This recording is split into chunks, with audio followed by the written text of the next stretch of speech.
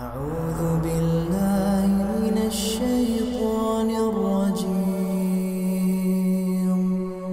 بسم الله الرحمن الرحيم السلام عليكم ورحمة الله وبركاته. بسم الله الرحمن الرحيم. الحمد لله والإحسان والشكر له على توفيقه وامتنانه. أشهد أن لا إله إلا الله وحده لا شريك له تعظيما لشأنه، وأشهد أن محمدا عبده ورسوله الداعي إلى رضوانه، وصلى الله وسلم وبارك عليه وعلى آله وأصحابه وإخوانه. Masyarul muslimat, jamaah yang semoga kita selalu dalam lindungan dan penjagaan Allah Subhanahu wa taala. Marilah kita bersyukur atas segala nikmat yang Allah karuniakan kepada kita, yang dengannya alhamdulillah kita bisa melangkahkan kaki kita dari rumah menuju masjid dalam rangka menuntut ilmu syar'i. Semoga duduknya kita di sini diberikan keikhlasan oleh Allah Subhanahu wa taala sehingga menjadi pahala yang besar bagi kita kelak di hari kiamat. Salawat beserta salam tak lupa pula kita hadiahkan untuk Nabi kita tercinta Nabi Muhammad sallallahu alaihi wasallam. Semoga kita termasuk umat beliau yang mendapatkan syafaahnya kelak pada hari kiamat. Masyarul muslimat, jamaah yang dimuliakan oleh Allah Subhanahu wa taala, insyaallah pada kesempatan yang singkat ini kita akan membahas seorang sahabat yang mulia, sahabat yang tidak asing lagi nama beliau di tengah-tengah kita. Bahkan sahabat ini sudah kita dengar nama beliau di sejak kita masih kecil.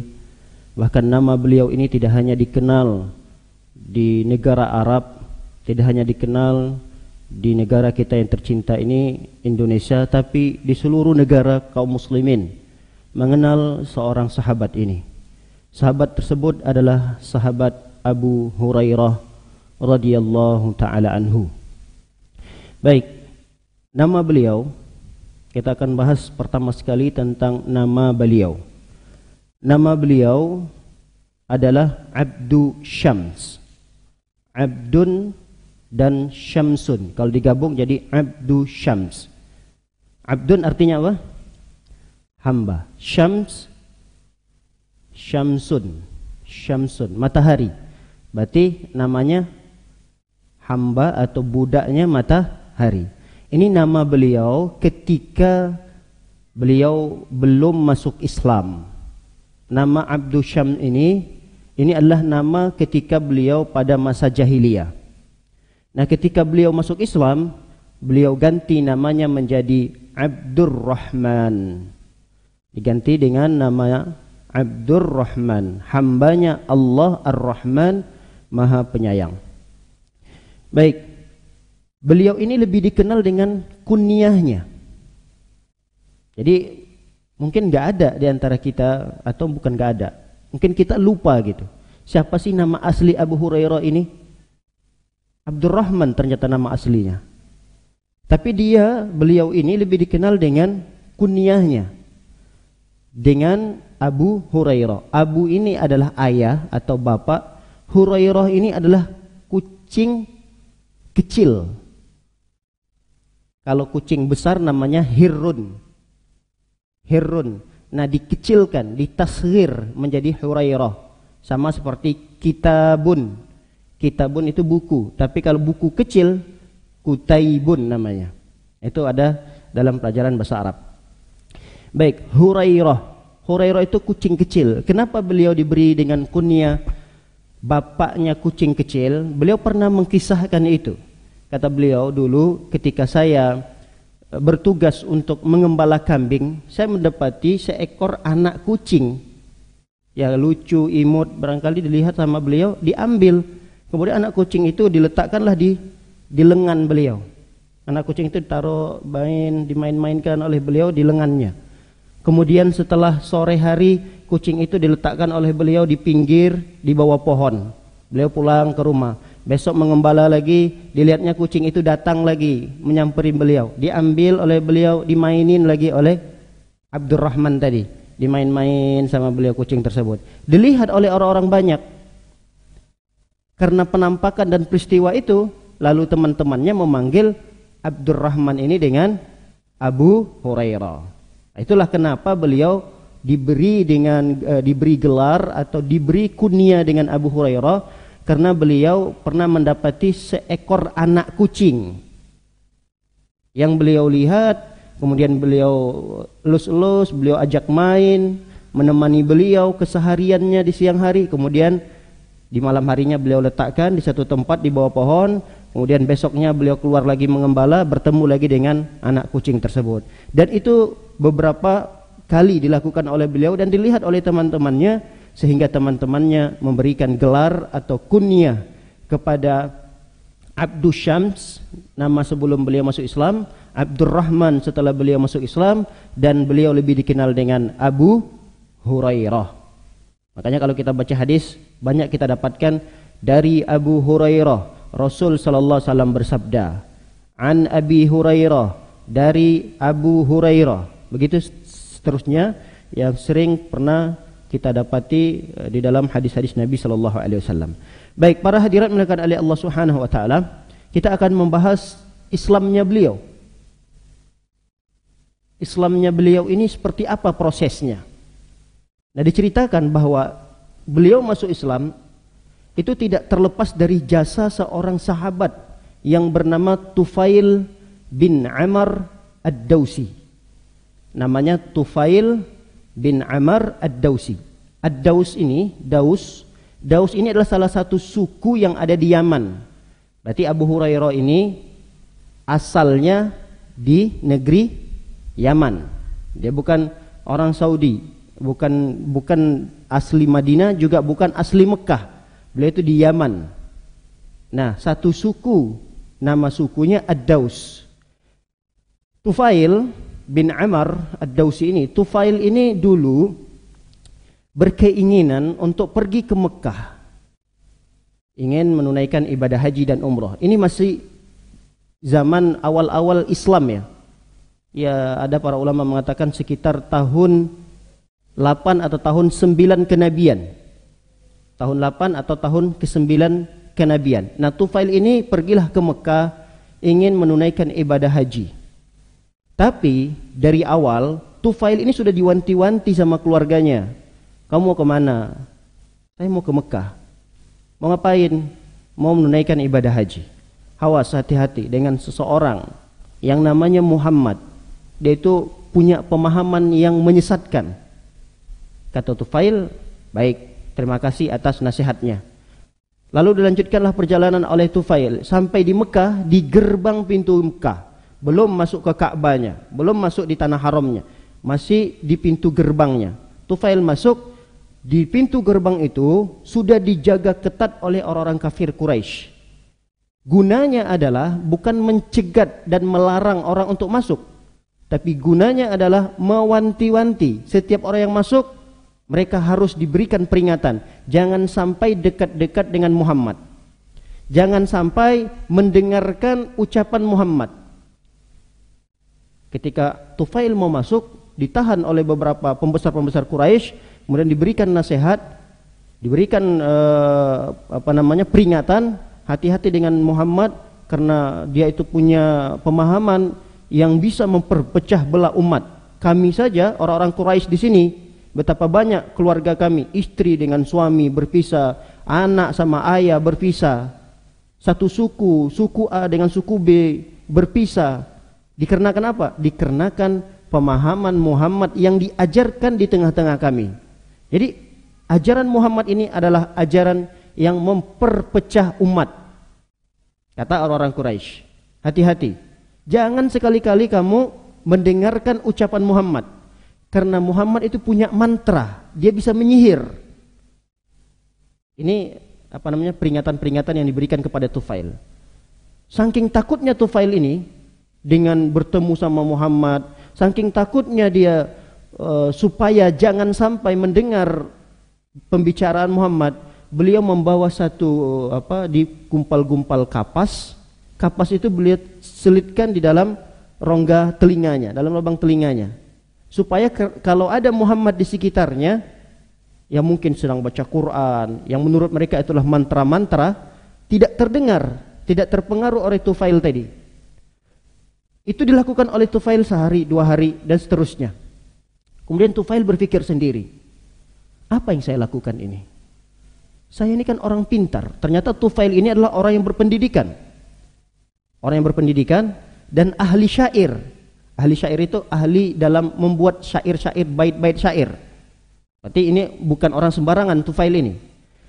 Kemudian Tufail ini juga adalah pembesar di suku Daus. Dia pemimpinnya. Ini menunjukkan Tufail bukan sembarangan orang. Nah, ketika dia mencerminkan dirinya bahwa saya ini bukanlah orang biasa, kenapa saya harus takut dengan Muhammad? Muhammad itu siapa sih? Ada apa dengan Muhammad itu? Kenapa semua orang kafir Quraisy ketika itu gempar sekali dengan Muhammad ini? Pokoknya ada sesuatu yang tidak disukai dengan Muhammad ini. Nah, akhirnya ada sesuatu yang menjadikan dirinya terdorong untuk mencari tahu Muhammad ini siapa. Pernah di suatu ketika beliau ingin beribadah, tawaf di sekitaran Ka'bah, Nabi Muhammad SAW ada di sana. Lalu Nabi Muhammad SAW sedang berdoa. Nabi Muhammad SAW setelah selesai berdoa, lalu kemudian beliau membaca beberapa ayat-ayat Al-Quran. Tufail yang tadi sudah bertekad kuat bahwa saya tidak akan mungkin tertipu. Saya ini orang pintar, saya nggak mungkin dibodoh-bodohin. Dibuka sama beliau, apa namanya tadi? Headset, bukan headset, apa kapas. Kapasnya dibuka sama beliau supaya mendengarkan langsung apa sih yang dibaca oleh Muhammad ini. Nabi Muhammad SAW ketika itu membaca lantunan ayat Al-Quran. Ketika didengarkan ayat Al-Quran tersebut, wah ini bukan buatan manusia ini. Beliau tahu betul bahwa beliau adalah tukang syair, tukang buat bait syair. Bait syair itu dibuat oleh beliau. Kadang kan bait syair itu misalnya ro semua akhirnya nanti. Itu kalau dilantunkan enak didengar syair-syair itu sama orang Arab. Tapi yang dibaca oleh Nabi Muhammad SAW ini lebih indah daripada bait syair yang dibuat oleh beliau. Ketika dilihat oleh beliau, Muhammad ini dari sejarahnya bukan orang berpendidikan. Bahkan beliau melihat bahwa Muhammad ini tidak bisa baca, tidak bisa tulis dulunya. Gak mungkin ini buatan Muhammad, gak mungkin. Ini ada sesuatu yang aneh ini. Nah, rasa penasarannya itu lalu kemudian menjadikan beliau mengikuti Nabi Muhammad secara diam-diam. Nabi Muhammad akhirnya setelah beribadah, berdoa di depan Ka'bah, setelah beliau sholat dan beliau pulang, diikuti oleh Tufail. Sampailah ke rumah Nabi Muhammad SAW. Ketika sampai di rumah Nabi Muhammad SAW, akhirnya beliau banyak diskusi dengan Nabi Muhammad SAW. Setelah diskusi nyambung, lalu kemudian beliau mengikrarkan syahadah, asyhadu an la ilaha illallah wa asyhadu annaka Rasulullah. Beliau masuk Islam. Lalu kemudian beliau meminta kepada Rasul SAW, ya Rasulullah, ketahuilah saya ini adalah pemimpin di suku saya. Saya kalau berbicara itu akan ditaati oleh masyarakat saya. Tolong ya Rasulullah, berikan sesuatu tanda pada diri saya, sesuatu kesaktian lah kalau bahasa kita, yang dengannya saya akan lebih mudah lagi untuk berdakwah nanti pulang ke Yaman. Lalu Rasul SAW memberikan ayah itu tanda kekuasaan yang diberikan oleh Allah Subhanahu wa taala kepada siapa yang Allah kehendaki. Ya, bahasa kita kesaktian, karena ini suatu hal yang di luar dari kebiasaan manusia. Lalu Rasulullah SAW berdoa meminta supaya diberikan satu tanda kekuasaan untuk Tufail ini. Rasul berdoa, ya Allah, berikanlah cahaya ada pada keningnya Tufail. Lalu kemudian Tufail meminta kepada Rasulullah, ya Rasulullah, kalau bisa cahaya itu jangan diletakkan di kening saya ya Rasulullah. Nanti orang pada kaget. Bayangkan kalau ada manusia kayak senter di keningnya, ada cahaya yang keluar. Orang kan bukan pada kagum barangkali, tapi orang pada kaget. Ini bisa jadi kutukan dari Allah nih, karena dia ngikutin agama Muhammad, dikutuk oleh Allah. Ada cahaya senter seperti senter di keningnya. Lalu kemudian Tufail meminta, ya Rasulullah, kalau bisa jangan di kening saya ya Rasulullah. berilah di tempat yang lain. Lalu Rasulullah berdoa, ya Allah berikanlah cahaya itu bersumber dari cambuk yang dimiliki oleh Tufail. Kalau cambuk mungkin orang akan kaget, wah ini bukan orang sembarangan ini. Ini pasti ada sesuatu yang diberikan oleh Allah Subhanahu wa taala, kelebihan dan keutamaan kepada orang tersebut. Pada cambuk ada di gagang cambuknya itu ada cahaya yang keluar. Ini kan suatu hal yang mengagumkan. Nah, itulah yang akan menjadi penguat bagi kelancaran dakwanya Tufail di Yaman. Pulanglah Tufail ke Yaman, ternyata sampainya beliau ke Yaman sangat lambat respon dari masyarakatnya itu untuk menerima dakwah. Yang ketika itu yang baru menerima dakwah Tufail hanya istrinya, kemudian orang tuanya. Baru kemudian termasuklah di antaranya Abu Hurairah ini. Jadi pendapat yang kuat bahwa Abu Hurairah termasuk orang yang pertama sekali memenuhi dakwanya Tufail tadi. Jadi sekian banyaknya masyarakat Tufail, hanya hitungan jari yang baru mengikut dan masuk ke dalam agama Islam. Telat, nanti beberapa tahun kemudian baru masyarakatnya berbondong-bondong untuk masuk Islam. Tapi di awal-awal dakwanya Tufail ke negeri Yaman, yang baru masuk Islam ketika itu istrinya, orang tuanya, dan Abu Hurairah ini. Berarti Abu Hurairah sudah masuk Islam, perkiraannya adalah sebelum Nabi SAW berangkat hijrah. Jadi 2 tahun atau 3 tahun lagi. 2 tahun atau 3 tahun Rasul SAW sebelum berangkat hijrah. Berarti kalau 2 tahun 3 tahun ini sebelum Rasul hijrah, sekitar 10 tahun kenabian. Jadi setelah Nabi SAW diangkat menjadi Nabi, 10 tahun berikutnya baru Abu Hurairah masuk Islam. Tapi Abu Hurairah belum bertemu dengan Rasul ya. Belum bertemu karena beliau masih di Yaman. Nah, ketika beliau ingin memperdalam ilmu, ingin memperdalam agama Islam lagi, beliau menguatkan tekadnya untuk berhijrah ke Madinah. Ketika itu Rasul sudah di Madinah. Nah, kira-kira pada tahun ke-7 ini, lama sekali. Berarti sekitar 10 tahun beliau, Abu Hurairah ini masuk Islam, 10 tahun berikutnya baru beliau bertemu dengan Nabi Muhammad SAW. Tahun pertama beliau masuk Islam, 2, 3, 4, 5, 6, 7, 9, sampai 10 kira-kira, barulah beliau bertekad kuat untuk bertemu langsung dengan Nabi Muhammad SAW. Ketika itu Nabi sudah di Madinah. Sesampainya di Madinah, dikabarkanlah Rasul ketika itu sedang di Khaybar. Khaybar ini adalah di daerah pemukiman komunitas orang-orang Yahudi, daerah Khaybar. Nah, disitulah Rasul SAW berada. Abu Hurairah pun datang ke Khaybar itu. Nah, inilah kisah di mana Abu Hurairah radhiyallahu taala anhu masuk Islam melalui seorang sahabat yang bernama Tufail bin Amr ad-Dausi. Ini kita bisa bayangkan bagaimana pahala yang diraih oleh Tufail ini dari seorang sahabat yang mulia Abu Hurairah. Abu Hurairah ini kan muridnya. Islamnya Abu Hurairah ini di tangannya Tufail. Berarti apapun ibadah yang dilakukan oleh Abu Hurairah ini, Tufail mendapatkan bagian yang luar biasa. Bahkan Abu Hurairah sampai saat ini mewariskan keilmuan yang beliau dapatkan dari Nabi SAW. Sampai saat ini ilmu yang diriwayatkan oleh Abu Hurairah itu kita pelajari. Ini adalah salah satu amalan yang begitu besar, mengalir. Beliau sudah meninggal puluhan ribuan tahun yang lalu, 1400 tahunan yang lalu. Tapi sampai saat ini Abu Hurairah tetap masih mendapatkan aliran pahala. Kenapa?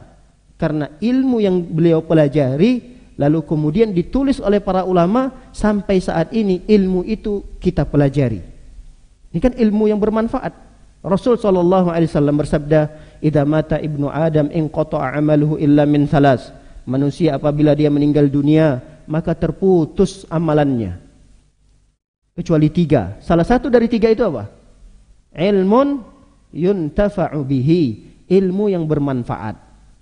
Kata Abu Hurairah, sampai saat ini Allah Subhanahu wa taala tidak memutuskan pahalanya. Terus ditransfer oleh Allah Subhanahu wa taala, mengalir kepada Abu Hurairah Sampai kapan? Sampai hari kiamat nanti. Dan ada yang lebih diuntungkan di sana, yaitu Tufail ini. Tufail bin Amr ad-Dawsi. Karena dakwah beliaulah di Yaman, lalu kemudian Abu Hurairah radhiyallahu taala anhu masuk Islam. Baik, para hadirat yang dimuliakan oleh Allah Subhanahu wa taala.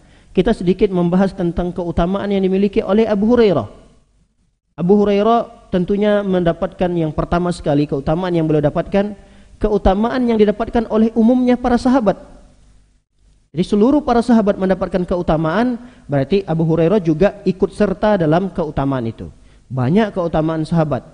Rasul SAW mengatakan, sebaik-baik umat adalah yang hidup di masaku, kemudian masa setelahnya dan masa setelahnya. Maksudnya, umat yang terbaik dalam umat Islam ini adalah umat yang hidup di zaman Nabi. Mereka lah para sahabat-sahabat Nabi SAW. Berarti beliau ini termasuk orang yang terbaik dalam umat Islam ini. Begitu juga Allah Subhanahu wa taala menyebutkan dalam banyak ayat dalam Al-Qur'an, radhiyallahu anhum wa radu'an. Para sahabat Nabi SAW itu telah diridhai oleh Allah Subhanahu wa taala. Banyak keutamaan para sahabat yang tidak mungkin kita sebutkan satu persatu. Kemudian keutamaan yang kedua yang dimiliki oleh Abu Hurairah. Abu Hurairah memiliki keutamaan karena beliau tinggal di Yaman. Ada satu hadis Nabi SAW, bukan satu, banyak hadis, bahkan banyak hadis yang menceritakan tentang keutamaan orang-orang yang tinggal di Yaman, masyarakat Yaman, orang-orang yang lahir suku aslinya dari Yaman. Kata Rasul SAW memuji masyarakat Yaman, atakum ahlul Yaman hum ad'afu quluban wa araqqu afidatan, al-fiqhu Yaman wal hikmatu Yamaniyah. Kata Rasul SAW, datang kepada kalian orang-orang Yaman. Orang-orang Yaman itu hatinya lembut. Orang Yaman itu punya wataknya lembut, hatinya lembut, akhlaknya baik. Jadi itu umumnya orang Yaman seperti itu.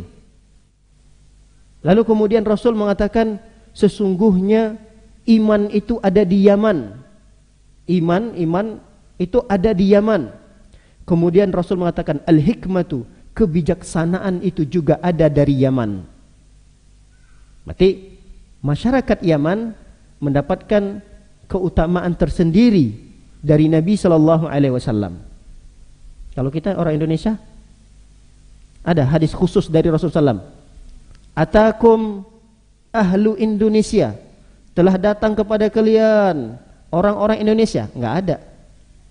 Jadi kita enggak ada keutamaannya. Sebenarnya kita ini makhluk Allah biasa-biasa aja. Tapi apa yang membuat seseorang itu luar biasa yang tinggal di Indonesia ini? Ketika dia mau patuh, taat kepada Rasulullah, mau belajar hadis-hadis Rasulullah, itu yang menjadikan derajatnya terangkat. Tapi kalau hadis khusus seperti yang disebutkan oleh Rasulullah tentang masyarakat Yaman, sampai mati pun nggak akan ketemu untuk hadis-hadis keutamaan orang Indonesia. Nggak ada, hadis Nabi nggak ada menjelaskan itu. Tapi siapa yang menjadikan orang Indonesia ini, muslim dan muslimah Indonesia ini terangkat nanti derajatnya di sisi Allah Subhanahu wa taala? Takwa mereka. Takwa itu ya bisa diraih dengan mereka belajar hadis-hadis Nabi sallallahu alaihi wasallam. Baik, para hadirat dimuliakan oleh Allah Subhanahu wa taala. Rasul sallallahu alaihi wasallam juga mendoakan negeri Yaman dengan doa beliau. Kata Rasul sallallahu alaihi wasallam, Allahumma barik lana fi yamanina, Allahumma barik lana fi syamina. Ya Allah, berkahilah negeri Yaman dan ya Allah, berkahilah negeri Syam. Jadi dua negeri itu pernah didoakan oleh Rasul sallallahu alaihi wasallam. Ya Allah, berkahilah negeri Yaman, ya Allah, berkahilah negeri Syam. Ada di antara para sahabat, ya Rasulullah, negeri Najd juga. Najd itu satu daerah yang tidak jauh dari Mekah. Tidak jauh dari Mekah. Masih sekarang ini masuk Saudi. Ya Rasulullah, doakan juga Najd ya Rasulullah. Lalu Rasul SAW tetap masih mengulang, Allahumma barik lana fi Syamina, Allahumma barik lana fi Yamanina. Ya Allah, berkahilah negeri Syam dan berkahilah negeri Yaman. Ada doa khusus dari Rasul sallam untuk keberkahan negeri Yaman dan penduduk yang ada di Yaman. Baik, para hadirat muliakan oleh Allah Subhanahu wa taala. Keutamaan yang berikutnya yang dimiliki oleh Abu Hurairah adalah doa Nabi sallallahu alaihi wasallam untuk beliau. Apa kata Nabi SAW ketika berdoa untuk Abu Hurairah ini? Allahumma habbib ubaidaka hadha wa ummahu ila ibadikal mu'minin wa habbib ilaihimul mu'minin. Ya Allah, jadikanlah orang-orang yang beriman ini suka dan cinta kepada Abu Hurairah dan kepada ibunya. Kenapa sampai saat ini kaum muslimin sayang, cinta kepada Abu Hurairah ini? Itu karena memang keberkahan doa Nabi sallallahu alaihi wasallam. Enggak ada di antara kaum muslimin kalau disebutkan Abu Hurairah langsung ingat di benaknya adalah kebencian terhadap Abu Hurairah, enggak mungkin. Kalau disebutkan Abu Hurairah, enggak mungkin ada yang terlintas di benak seseorang bahwa Abu Hurairah ini adalah memiliki sifat bengis, kejam. Enggak ada. Sesuatu yang menjadikan kita benci dengan Abu Hurairah ini enggak ada. Itu karena apa?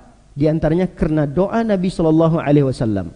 Kata Nabi mengatakan, Allahumma habbib, ya Allah, jadikanlah orang-orang yang beriman sampai nanti pada hari kiamat, jadikanlah mereka ini suka, senang kepada Abu Hurairah dan ibunya Abu Hurairah. Nanti akan kita sedikit membacakan riwayat tentang ibunya, tentang keislaman ibunya tersebut. Baik, para hadirat dimuliakan oleh Allah Subhanahu wa taala. Di antara keutamaan yang luar biasa juga dimiliki oleh Abu Hurairah, dan ini memang bagian daripada mukjizat Nabi ya. Mukjizat Nabi berupa doa, lalu kemudian keberkahan doa itu dirasakan oleh Abu Hurairah sampai berpuluh-puluh tahun berikutnya. Mohon maaf, tidak sampai berpuluhan tahun, sampai pada zamannya Utsman bin Affan. Jadi kalau beliau mendampingi Nabi Muhammad 4 tahun lamanya, Abu Hurairah itu 4 tahun bersama Nabi, enggak lama. Beliau masuk Islam 10 tahun yang lalu, tapi belum membersamai Nabi. 10 tahun itu masih di Yaman.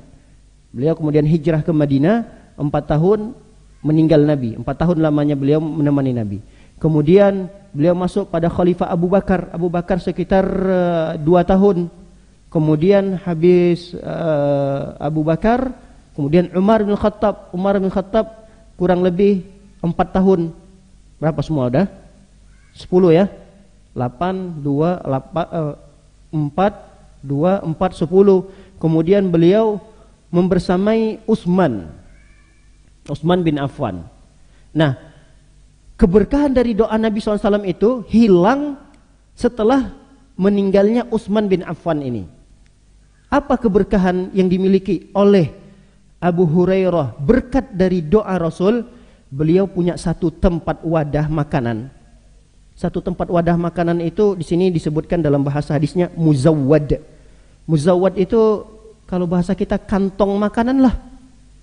Bukan kresek ya, bukan kantong kresek itu. Dulu bisa jadi dia terbuat dari kulit hewan, lalu kemudian dibersihkan, kemudian dijadikan wadah tempat makanan, khusus makanan. Jadi kalau seseorang bersafar, itu kantong itu khusus tempat makanan. Nah, ketika Abu Hurairah radhiyallahu taala anhu bertemu dengan Nabi sallallahu alaihi wasallam, beliau punya, dalam riwayat itu diceritakan cuma sekitar 10 butir korma di dalam wadah makanan itu. Lalu Abu Hurairah minta kepada Rasulullah, ya Rasulullah, tolonglah didoakan beberapa butir korma yang ada dalam muzawwad ini, dalam kantong ini. Lalu Rasulullah SAW mengeluarkan beberapa butir korma tersebut, diceritakan 10 butir, dikeluarkan oleh Rasulullah, lalu disusun oleh Rasul SAW di tangannya. Disusun, kemudian didoakan oleh Rasul SAW, dan dimasukkan kembali oleh Rasulullah di dalam muzawwad tadi. Dimasukkan lagi. Setelah itu Rasul berpesan, silakan Abu Hurairah, kamu makan makanan yang ada dalam muzawwad ini. Tapi jangan diberantakin ya.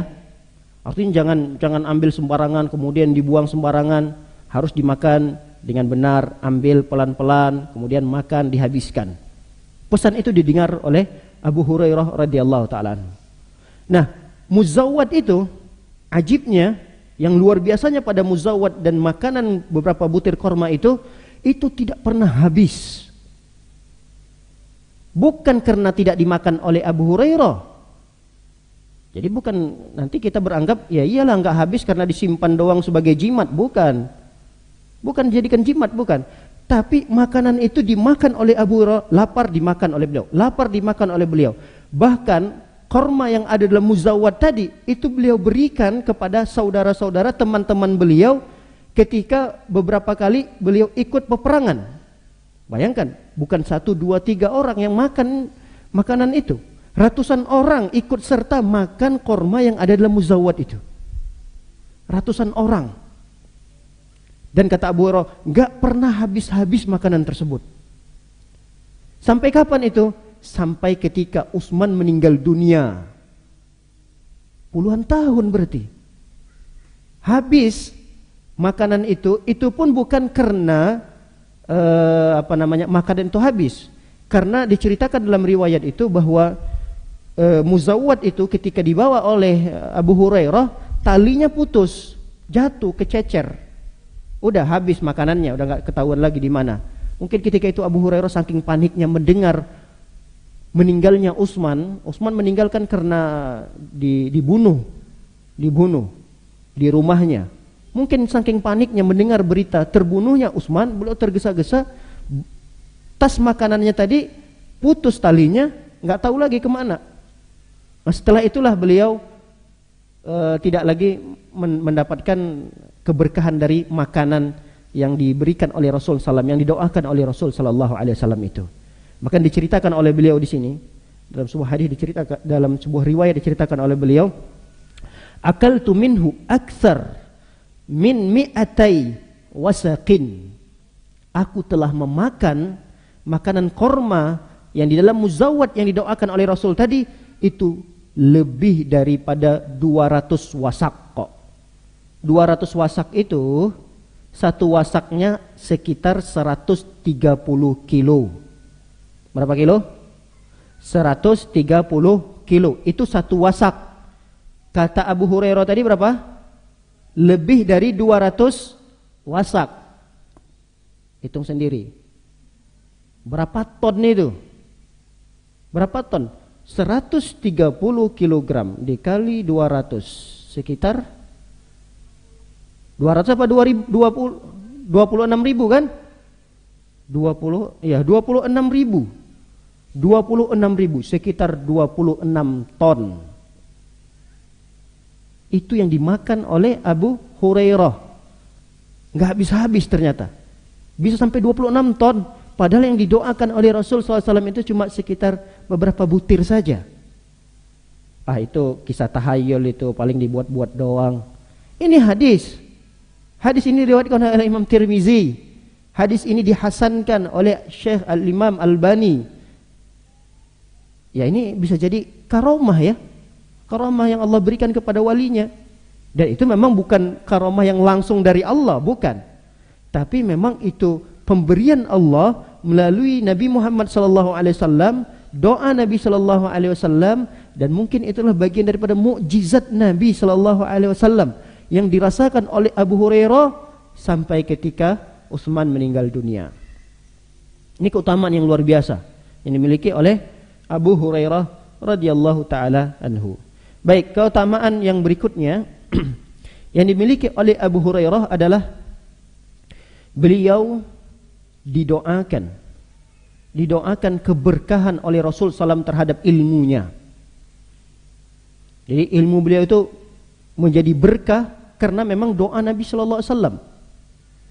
Pernah suatu ketika Abu Hurairah menceritakan dalam sebuah riwayatnya, Abu Hurairah pernah mengeluhkannya.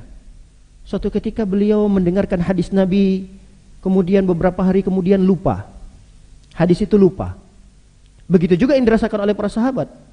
Ada di antara para sahabat yang sudah membaca sudah mendengarkan hadis Nabi sallallahu alaihi wasallam, lalu kemudian beberapa hari kemudian hadis itu lupa. Nah, sama manusia biasa, lupa itu biasa. Nah, lalu kemudian Abu Hurairah datang ke Rasul sallallahu alaihi wasallam, "Ya Rasulullah, berikanlah sesuatu, apa yang harus aku lakukan supaya hafalanku tidak lupa lagi." Artinya sesuatu yang aku dengarkan darimu ya Rasulullah langsung lengket dan tidak lupa sampai mati. Istilahnya kalau bahasa kita apa? Hafal mati. Hafal mati. Kayak kita hafal Al-Fatihah lah. Ada di antara kita yang lupa bacaan Al-Fatihahnya? Enggak kan?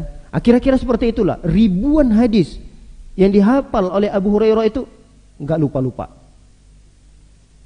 Lalu kemudian Rasul sallallahu alaihi wasallam meminta Abu Hurairah ini, kata Rasul sallam, bentangkan pakaianmu. Maksudnya buka pakaianmu begini, dibuka oleh Abu Hurairah. Lalu aku pun membukanya, kata Abu Hurairah, namanya namirah. Namirah itu pakaian seperti jubah begitu, dibuka kancingnya, dibukakan, bagian dadanya dibuka oleh Abu Hurairah. Lalu kemudian Rasul sallam qadan Nabi sallallahu alaihi wasallam maqalatahu. Rasul mengucapkan ada beberapa ucapan hadis, kata-kata yang dikeluarkan oleh Rasul sallallahu alaihi wasallam di saat Abu Hurairah membukakan bajunya tadi, membukakan dadanya tadi. Summa jama'tuha ila sadri. Lalu kemudian setelah selesai Rasul mengucapkan beberapa hadis yang beliau lontarkan dari lisan beliau, setelah selesai aku tutup kembali baju itu, aku tutup kembali dadaku. Kata Abu Hurairah, "Fawalladhi ba'athahu bil haqq ma nasitu min maqalatihi tilka ila yaumi hadza." Setelah kejadian itu, ketika Rasul sallallahu meminta aku untuk membukanya dan kemudian aku diperintah lagi untuk menutupnya, setelah Rasul sallallahu mengucapkan beberapa hadis, maka hadis-hadis setelahnya itu aku tidak pernah lupakan lagi. Artinya menjadi kuat betul hafalan Abu Hurairah itu karena peristiwa tersebut. Ya, ini adalah bagian daripada doa dan keberkahan yang Allah berikan kepada Abu Hurairah melalui Nabi sallallahu alaihi wasallam. Abu Hurairah sempat ketika itu pernah berkeinginan untuk tidak menyampaikan hadis-hadis Nabi sallallahu alaihi wasallam. Kata beliau, "Wallahi laula ayatani fi kitabillahi ma haddastukum syai'a abadan." Kalaulah bukan karena dua ayat Allah, sungguh aku tidak akan mengajarkan hadis-hadis Nabi ini. Aku pengen hadis ini ya udah aku hafal sendiri. Aku mendapatkan ilmu dan ilmu itu untuk aku sendiri. Aku udah pengen seperti itu. Tapi karena ada dua ayat firman Allah Subhanahu wa taala yang menjadikan aku semangat ketika aku mendengarkan hadis Nabi, aku belajar kepada Nabi, aku pun bersemangat untuk mengajarkannya. Apa dua ayat tersebut? Salah satu dari ayatnya disebutkan oleh beliau dalam surah Al-Baqarah ayat 159 dan 163. Dua ayat tersebut ada pada firman Allah dalam surah Al-Baqarah 159 sampai 163. Allah SWT berfirman, potongan ayatnya, "Innal ladzina yaktumuna ma anzalna minal bayyinati wal huda." Sesungguhnya orang-orang yang menyembunyikan apa yang Allah turunkan, apa yang Allah turunkan dari penjelasan-penjelasan dan petunjuk-petunjuk. Ada ancaman Allah di sana.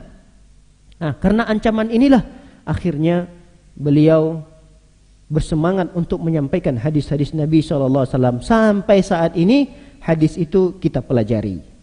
Baik, para hadirat yang dimuliakan oleh Allah SWT, keutamaan yang terakhir yang dimiliki oleh Abu Hurairah, bahwa Abu Hurairah itu mendapatkan kesaksian langsung dari Nabi bahwa dia adalah seorang muslim dan mukmin. Bahwa beliau adalah seorang muslim dan mukmin. Nah, peristiwa ini terjadi ketika beliau dalam kondisi junub. Beliau dalam kondisi junub. Lewatlah Nabi sallallahu alaihi wasallam. Beliau malu karena beliau masih dalam kondisi junub. Saking besarnya penghormatan beliau kepada Nabi sallallahu alaihi wasallam, beliau enggak mau ketemu dengan Nabi dalam kondisi tidak suci. Beliau malu ketemu dengan gurunya dalam kondisi tidak suci. Akhirnya ketika melihat sosok Nabi, beliau diam-diam lari, nggak mau ketemu dengan Nabi. Nabi ngelihat nih, kenapa nih Abu Hurairah kok mundur ketemu Nabi SAW, ada Nabi di sana. Biasanya ini orang semangat sekali dalam menuntut ilmu. Jangankan melihat Nabi ya, Nabi kemana saja beliau temani gitu. Ini Nabi baru ketemu, baru keluar dari rumah, malah dia menghindar. Abu Hurairah menghindar. Nah, ketika beberapa saat kemudian Abu Hurairah datang lagi, ditanya oleh Nabi, kenapa tadi ketika saya keluar kamu menghindar wahai Abu Hurairah? Ya Rasulullah, sesungguhnya aku nggak enak, malu aku ya Rasulullah. Kalau ketemu dengan kamu dalam kondisi aku belum suci, aku masih ketika itu sedang junub. Lihat apa kata Rasul sallallahu alaihi wasallam. Mendengarkan alasan dari Abu Hurairah ini, kata Rasul sallallahu alaihi wasallam, subhanallah. Kaget Rasulullah SAW. Subhanallah, ini biasanya kata-kata yang diucapkan oleh Rasulullah menunjukkan ini peristiwa yang mengagetkan sekali. Apa yang dilakukan oleh Abu Hurairah ini sampai mengagetkan Rasulullah SAW. Subhanallah, kata Rasulullah, innal muslim la yanjus. Sesungguhnya seorang muslim itu dia tidak bernajis. Dalam riwayat yang lain, innal mu'min la yanjus, atau la yanjus di sini tidak bernajis. Seorang mukmin itu tidak bernajis. Nah, peristiwa ini menunjukkan sangat terang sekali kepada kita bahwa Abu Hurairah ini adalah seorang muslim dan seorang mukmin. Ada yang mengkafirkan Abu Hurairah? Ada atau tidak? Hah? Ada. Siapa mereka? Orang-orang Syiah. Orang-orang Syiah itu kan mereka punya pemahaman, punya ideologi, keyakinan bahwa seluruh para sahabat itu sudah murtad kembali setelah meninggalnya Nabi Muhammad. Pernah mendengarkan pemahaman itu? Itu ada pada kitab-kitabnya, rujukan-rujukan kitab yang menjadi rujukan orang-orang Syiah. Mereka menyatakan langsung dalam kitab-kitabnya itu bahwa seluruh puluhan ribu jumlah sahabat itu, bahkan ada yang mengatakan ratusan ribu sahabat itu, jumlahnya banyak sekali, ribuan. Kata mereka orang-orang Syiah mengatakan bahwa seluruh sahabat itu sudah murtad setelah meninggalnya Nabi SAW, kecuali hanya ada 4 sahabat saja yang masih bertahan pada keislamannya. Di antaranya adalah tokoh yang mereka agungkan. Mereka lah di antaranya Ali, sahabat Ali radhiyallahu taala anhu, khalifah yang keempat. Kemudian nanti ada Mikdad, ada Salman, ada beberapa sahabat lah yang beliau kecualikan. Berarti ribuan lagi itu yang tersisa, semuanya keluar dari agama Islam. Lihat, ini pemahaman yang seperti ini tentu tidak benar. Keyakinan yang mengatakan bahwa sahabat Nabi murtad setelah meninggalnya Nabi, ini adalah pemahaman yang akan menghancurkan Islam itu sendiri. Kenapa? Kalau pemahaman ini tersebar di tengah-tengah kaum muslimin ahlu sunnah wal jamaah, meyakini para sahabat setelah meninggalnya Nabi mereka murtad, lalu apa yang tersisa dalam Islam ini? Nggak ada lagi tersisa. Kalau ahlu sunnah wal jamaah juga sama meyakini seperti apa yang diyakini oleh Syiah, nggak ada lagi yang tersisa dari Islam ini. Islam ini tentunya diwariskan oleh Rasul sallallahu alaihi wasallam, diwariskan oleh Rasul, mewariskan Islam ini kepada para sahabat. Berarti para sahabat ini mendapat waris dari Nabi sallallahu alaihi wasallam. Apa yang diwariskan oleh Rasul sallallahu alaihi wasallam? Tentunya 2 pusaka yang apabila kita berpegang teguh dengan keduanya, kita tidak akan tersesat. Apa itu? Al-Quran dan hadis Nabi SAW. Dan yang paling banyak pada urutan pertama dalam meriwayatkan hadis Nabi SAW adalah sahabat yang sekarang kita ceritakan. Siapa itu? Abu Hurairah. Kalau Abu Hurairah termasuk sahabat yang dikafirkan, dia sudah murtad setelah meninggalnya Nabi, apa yang tersisa lagi buat kita? Kita mau bahas apa? Mau ngaji apa kita lagi? Kita mau baca hadis Nabi yang mana? Siapa yang mau meriwayatkan hadisnya Nabi SAW? Berarti nggak ada lagi yang mau kita pelajari. Mau belajar apa kita? Al-Quran yang 30 juz itu kan periwayatan hadisnya itu sangat lengkap sekali. Jadi jangan anggap Al-Quran itu adalah suatu ucapan yang lalu kemudian tidak memiliki mata rantai dari sahabat Nabi SAW. Jadi Nabi SAW misalnya, ini surah Al-Fatihah, disampaikan oleh Nabi. Nanti letaknya dalam susunan 30 juz itu, ini diurutkan di pertama ya. Yang terakhir nanti surah An-Nas. Lalu kemudian di zaman Nabi kan itu belum menjadi Al-Quran yang dijilid menjadi satu kitab, satu buku yang sekarang kita lihat. Di zaman Nabi belum. Di zaman Nabi itu cuma lembaran-lembaran, si fulan, sahabat fulan punya lembaran surah ini. Sahabat fulan ada beliau tulis di kulit-kulit hewan di surah ini. Lalu kemudian Rasul meninggal dunia, masuklah pada Khalifah Abu Bakar. Abu Bakar berinisiatif atas saran daripada Umar bin Khattab, bagaimana kalau Al-Quran itu kita satukan menjadi satu buku lengkap dari awal sampai akhir.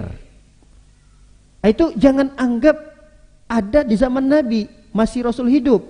Itu terjadi setelah Rasul meninggal dunia. Kalau kita berkeyakinan sama seperti orang Syiah ini, mengatakan para sahabat kafir, apa yang tersisa dari Al-Quran? Gak ada lagi Al-Quran. Bisa jadi Al-Quran yang sekarang 30 juz itu jadi tuduhan. Itu paling buatan sahabat-sahabat yang dulu sudah murtad.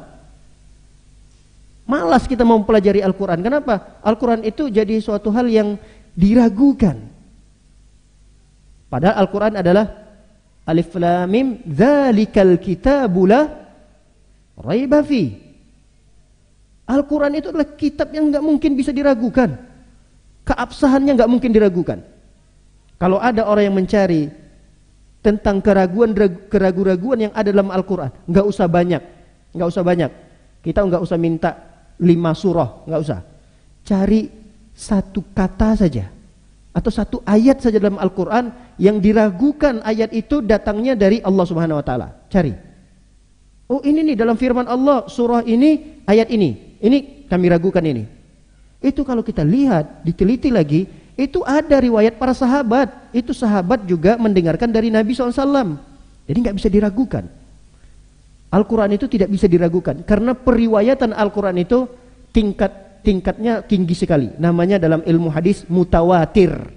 Kalau udah sampai pada tingkat mutawatir itu adalah tingkatan periwayatan sebuah ilmu yang tidak mungkin bisa didustai. Gak mungkin bisa didustai, termasuk Al-Quran. Nah, maka di antara keutamaan Abu Hurairah ini adalah beliau sudah direkomendasikan langsung oleh Nabi SAW bahwa Abu Hurairah ini adalah seorang Muslim, bahwa beliau adalah seorang mukmin. Jadi jelas, hadis itu sangat jelas sekali. Jadi tidak ada keraguan pada keislaman dan keimanan Abu Hurairah radhiyallahu taala anhu. Baik, para hadirat yang dimuliakan oleh Allah Subhanahu wa taala. Kita masuk pada poin yang berikutnya, sedikit kita menceritakan tentang keislaman ibunya. Jadi ketika beliau dari Yaman tadi di tahun 7 di tahun 7 Hijriah, beliau mulailah berangkat ke Yaman. Ketika itu beliau sudah muslim. Tapi beliau karena memiliki ibu, beliau tidak mau tinggalkan ibunya. Beliau pengen tetap berbakti kepada ibu. Beliau bawa ibunya ke Madinah.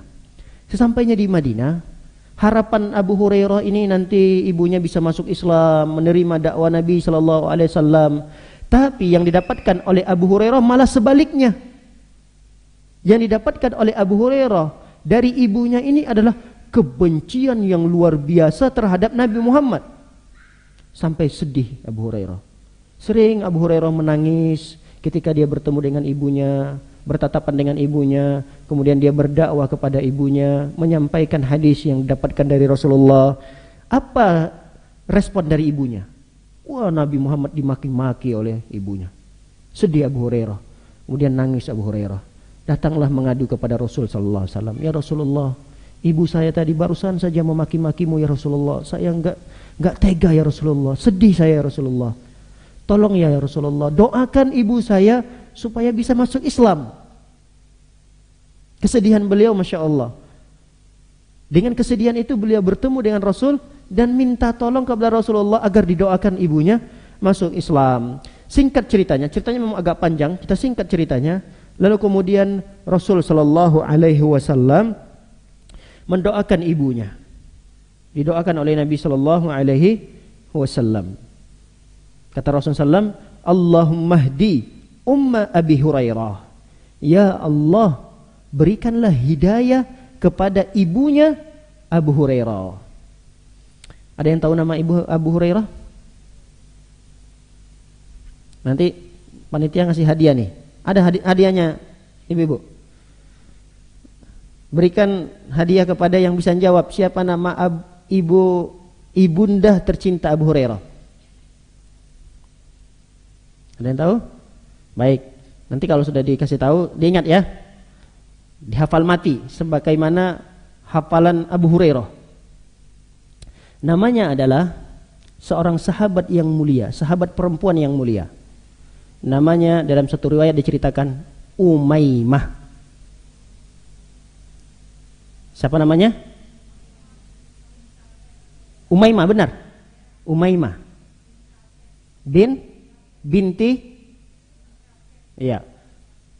Intinya namanya adalah Umaymah. Tapi dalam riwayat sini tidak diceritakan dalam kisahnya ini.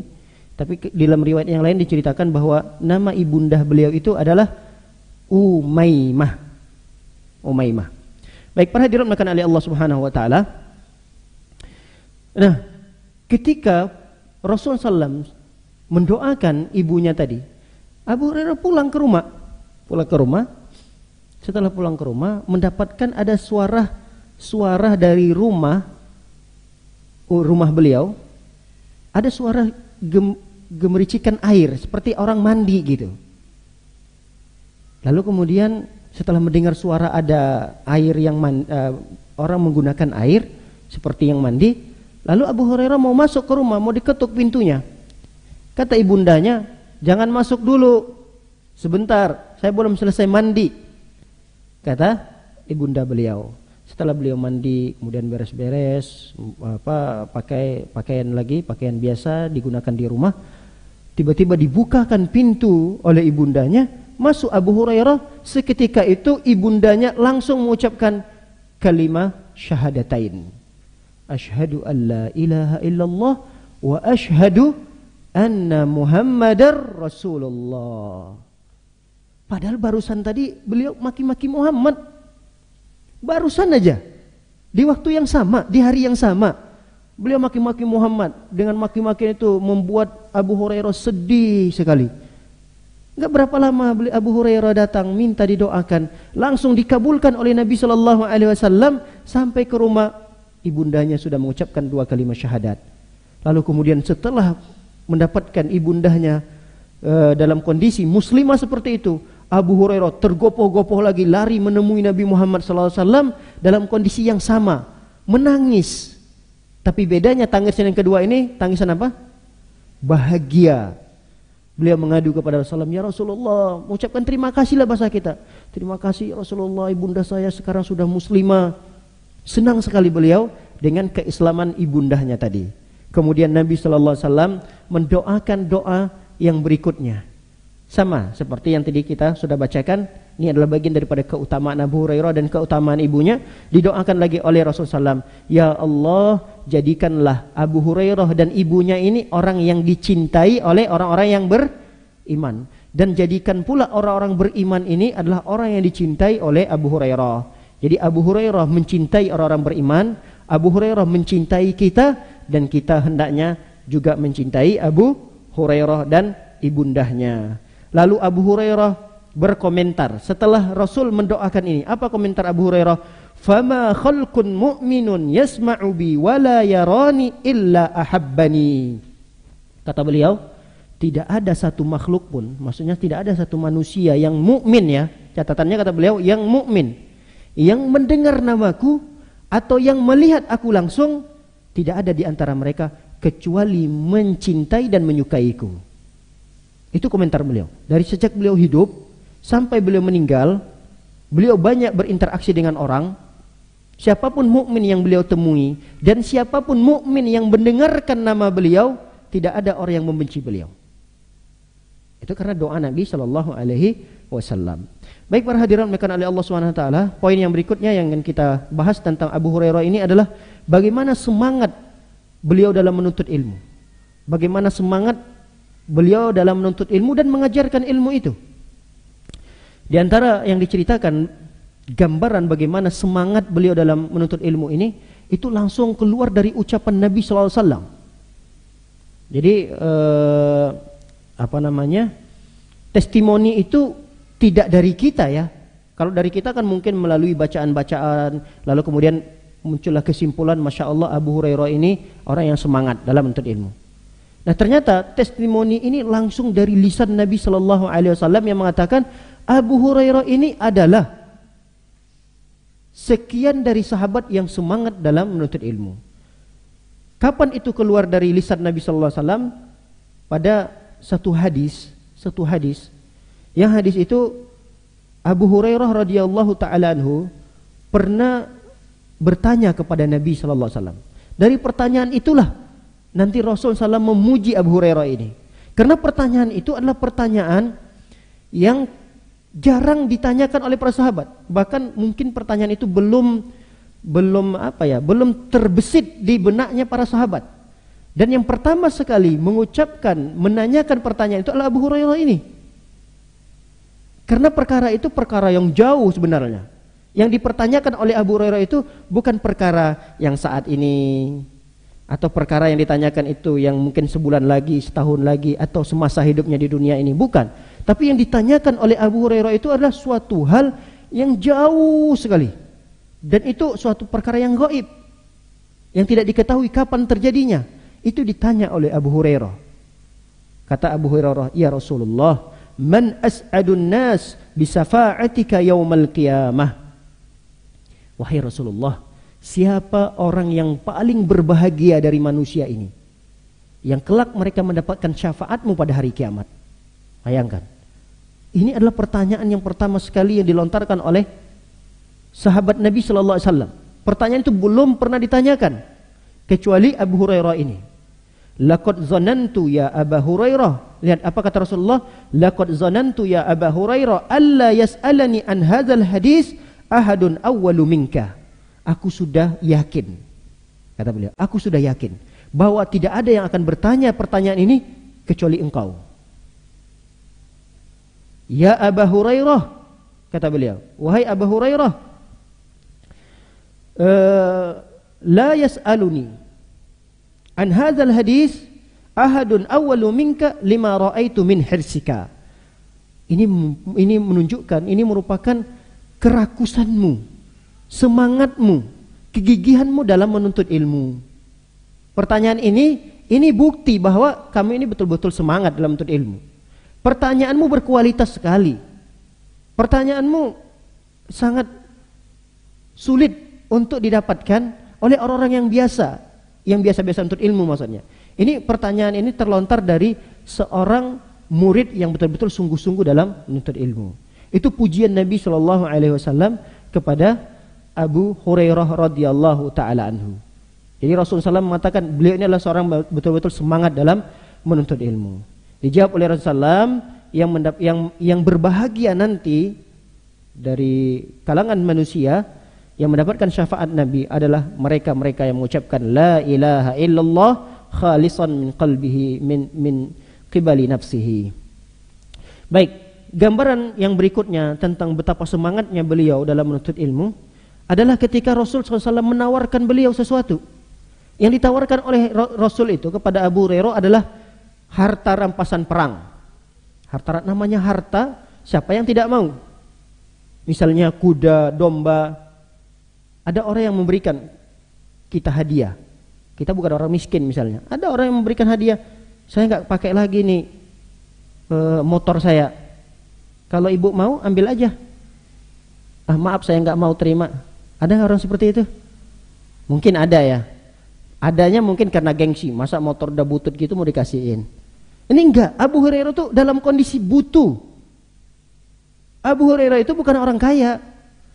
Di saat itu Abu Hurairah belum punya rumah. Di saat itu Abu Hurairah cuma numpang tidur di masjid Nabi. bersama beberapa para sahabat yang belum punya rumah juga. Ada sekitar 70 sahabat. Mereka ini disebut dengan ahlu suffah. Ahlu suffah itu orang, beberapa kelompok sahabat yang tinggal di pojokan-pojokan masjid Nabi, tidur-tiduran, hari-hariannya di sana, makannya di sana, minumnya di sana, tiduran istirahatnya di sana. 70 sahabat kurang lebih. Di antaranya adalah sahabat Abu Hurairah. Mereka nggak punya pakaian kecuali yang ada di badan mereka. Kalau mereka mau cuci pakaian, ya udah, disitulah mereka cuci di pakaian itu, kering lagi di badan mereka. Bayangkan.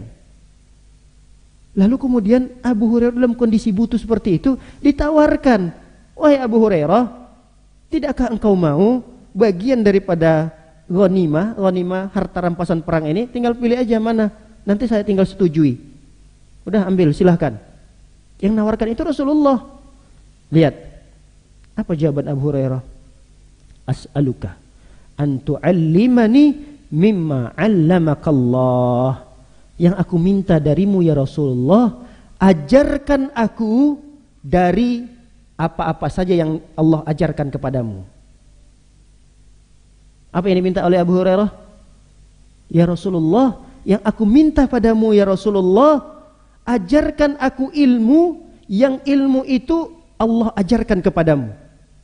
Hadis, Al-Quran yang Allah ajarkan kepada Nabi Muhammad, tolong itu yang aku minta agar engkau bersedia mengajarkanku. Luar biasa semangat beliau dalam ilmu. Bahkan ilmu itu beliau nomor satukan daripada harta dunia. Ini apa yang menjadikan kita masih kurang semangat untuk menghadiri majelis ilmu? Apa yang menjadikan diri kita ini kadang kurang tekun dalam menuntut ilmu? Ya kadang masalah godaan sih, godaan. Ya mudah-mudahan dengan kita belajar, yang dengannya kita lebih gitu. Baik para hadirin melakukan oleh Allah Subhanahu wa taala.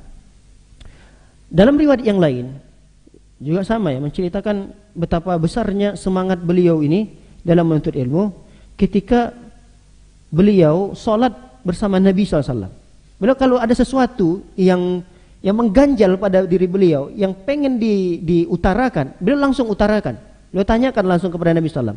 Ada di antara para sahabat itu cuma menahan diri, mungkin karena sungkan, karena nggak enak gitu. Kalau Abu Hurairah enggak. Abu Hurairah ada sesuatu yang beliau terbesit di ingatan beliau, di hati beliau langsung ungkapkan ke Rasulullah SAW. Pernah suatu ketika beliau sholat bersama Nabi SAW. Ketika itu Rasul SAW terdiam antara takbir dengan bacaan Al-Fatihah.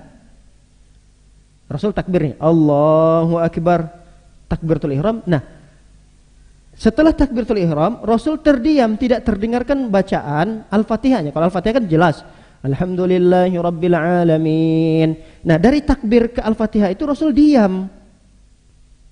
Nah, diamnya Rasul itu setelah Assalamualaikum selesai sholat, kemudian Abu Hurairah datang ke Nabi SAW. Ya Rasulullah, tadi ketika saya sholat di belakang kau ya Rasulullah, saya mendengarkan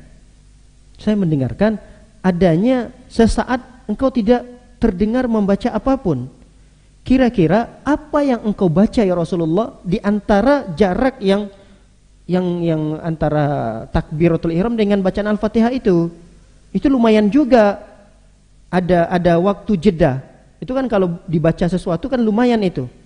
Nah, itu kira-kira apa yang dibaca gitu. Lalu Rasul SAW menjelaskan kepada Abu Hurairah, yang saya baca adalah doa istiftah. Lalu doa itu dibacakan oleh Sallam, Allahumma ba'id baini wa baina khatayaya kama ba'adta bainal masyriqi wal maghrib, dan seterusnya. Nah, ini kata para ulama betapa semangatnya Abu Hurairah. Hal-hal yang seperti itu pun ditanya. Tapi kalau tidak ditanya oleh Abu Hurairah, sampai enggak hadis ini kepada kita? Doa istiftah ini bisa jadi sampai, tapi tidak melalui Abu Hurairah. Tapi Abu Hurairah terdepan, orang yang terdepan. Itu yang kita ingin tekankan di sini. Beliau itu orang yang terdepan dalam periwayatan hadis ini gitu. Menunjukkan beliau orang yang semangat. Bahkan Banyak para sahabat ya.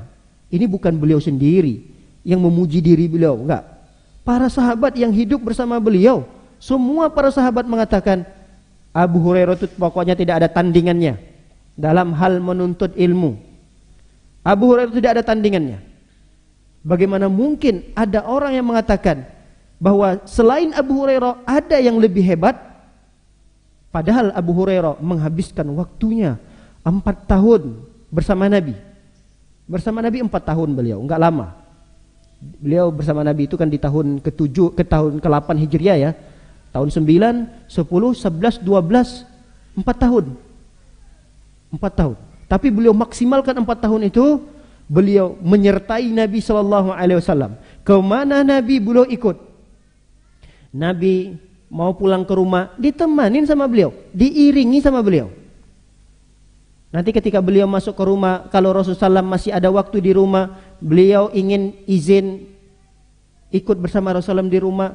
Nanti di rumah itu apa yang dilakukan oleh Rasulullah direkam oleh beliau, nanti diceritakan kepada sahabat, menjadi ilmu buat kita. Rasul SAW ketika peperangan, ketika Rasulullah bersafar, Abu Hurairah terus berada di samping Nabi SAW. Bukan karena beliau tangan kanan Nabi, bukan, karena beliau ingin menggali informasi ilmu kepada Nabi sallallahu alaihi wasallam. Karena di saat itu banyak sahabat-sahabat Nabi yang dekat dengan Nabi, banyak.